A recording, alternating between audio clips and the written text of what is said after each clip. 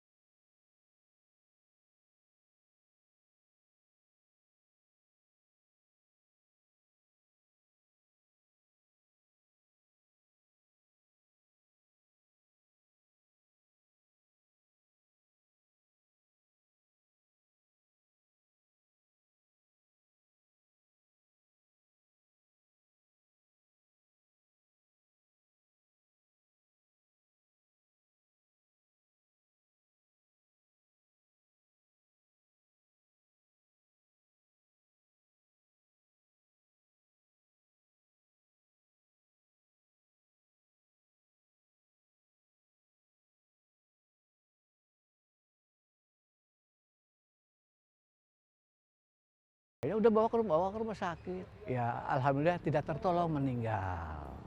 Entah apa penyebab sebenarnya kolam renang yang akhirnya dibuka untuk umum ini kerap memakan korban, namun seolah berkaitan dengan cerita mistis yang ada bahwa dulunya area kolam renang ini terdapat makam keramat yang masih berhubungan dengan salah satu tokoh agama yang makamnya tak jauh dari area kolam renang ini. Warga sini kan memang di dalam sana kan ada makam keramat. Kalau makam sih ya nggak tahu namanya siapa, cuman di situ tuh memang karena makam orang terdahulu. Ya paling karena di sini kan gabungannya itu dari makam Singandaru. Lantas apakah penelusuran malam ini kami mampu menguak alasan dari berbagai tragedi yang terjadi di tempat ini semasa aktif? Serta benarkah kejadian yang terjadi masih berhubungan dengan makam keramat yang kerap menjadi mitos dari angkernya tempat ini?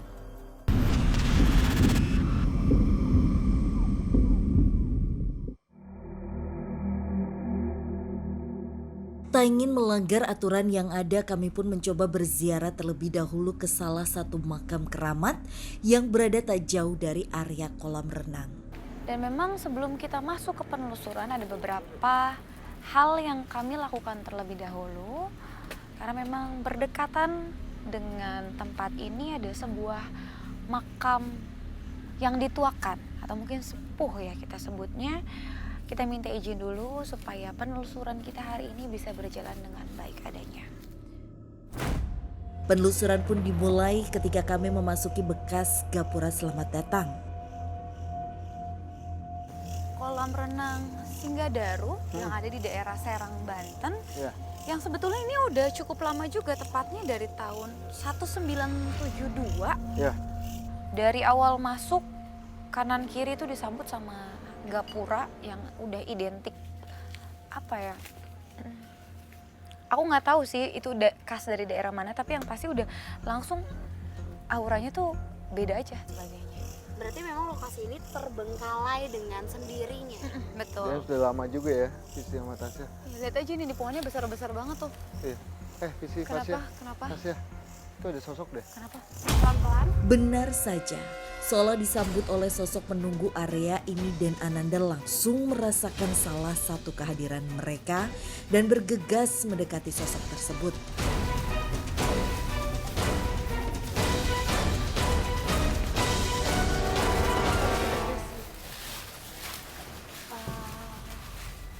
Ya, Tasya, Visi, Iya kadang. kita disambut sosok yang mungkin sangat tua. Bisa kita, kalau yang saya bisa bilang adalah Uyut. Dia bentuknya itu adalah sosok wanita, tapi sangat baik sekali. Sangat baik sekali dengan penampilan yang menggunakan pakaian zaman dulu sekali, bisa kita bilang zaman-zaman dengan hanya menggunakan selendang dan kain batik bawahnya itu. Dia bilang, dia ngasih salam ke kita, assalamualaikum. Saya jawab waalaikumsalam. Dia pakai bahasa Sunda. Maksudnya bahasa Sunda itu adalah, ada apa kalian datang ke sini? Sosoknya sedang apa di situ, Kak? Assalamualaikum. Coba kita lihat lebih dekat. Hati-hati kan, Misha.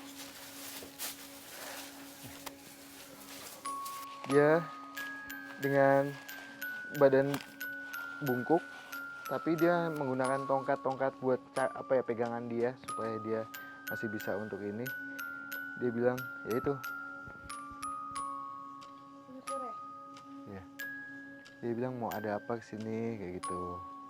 Habis itu saya jawab, tadi sempat komunikasi sedikit, saya bilang kami datang ke sini hanya ingin mengetahui soal kejadian-kejadian yang ada di sini. Apakah ada gangguan, ada hubungannya dengan kalian? Saya tanya gitu. Habis itu dia bilang,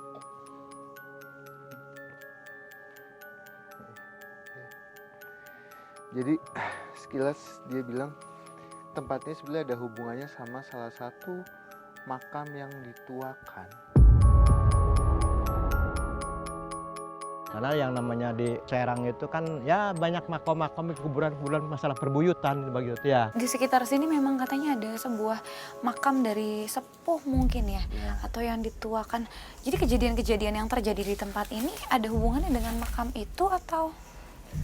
Kalau untuk ada hubungannya, dia sih apa ya, hanya geleng-geleng aja. Maksudnya dia tidak mau ngasih tahu soal ada hubungannya atau tidaknya gitu. Kasihan. Soalnya dia emang apa ya, di sini itu sudah lama sekali. Bahkan sebelum ada bangunan ini ya Visi ya. Iya. Sebelum ada bangunan ini itu dulunya adalah makam. Makam apa ya? Makam kayak apa ya, yang paling tua lah, yang tua-tua di sini dimakamkan kayak gitu. Oke. Mungkin Fris nih boleh bantu aku gak? Dulu tempat ini seperti apa semasa aktifnya, Fris? Oke, kalau ke ekolokasi di zaman semasa aktifnya, ini adalah tempat toilet atau tempat untuk mandi cuci bilasnya. Terus juga kita agak ke depan sini. Tapi memang benar adanya yang tadi dibilang sama Kananda.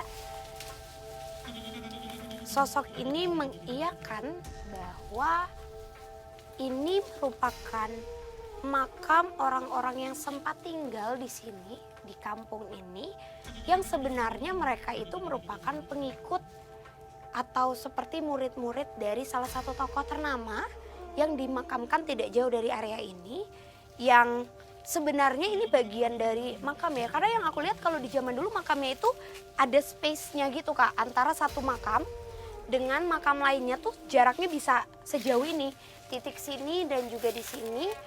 Lalu dari sosok tadi juga aku bisa menyimpulkan bahwa sangat disayangkan karena mungkin setelah pemakaman itu ada dan sudah berumur ya Kak ya. Iya betul.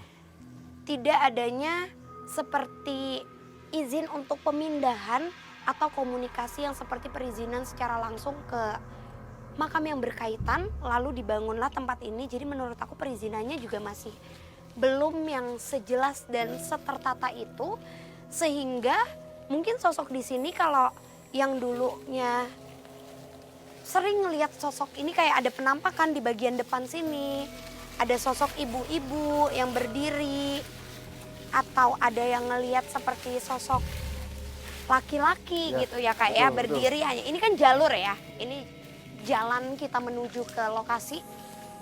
Itu sering banget, mungkin orang-orang masyarakat di sini sering melihat penampakan. Tapi itu bukan untuk mengganggu Kak, melainkan ada amarah yang kayak bukan marah gimana, tapi kenapa ya bekas tempat terakhir kami, tapi dijadikannya toilet. Itu kan artinya tempat yang kotor ya, tempat yang lembab, kotor, yang sangat disukai oleh makhluk-makhluk lainnya. Tapi kalau tadi Kananda bilang, mereka tidak ada kaitannya sama kejadian-kejadian itu. Kalau menurut aku, sosok itu memberikan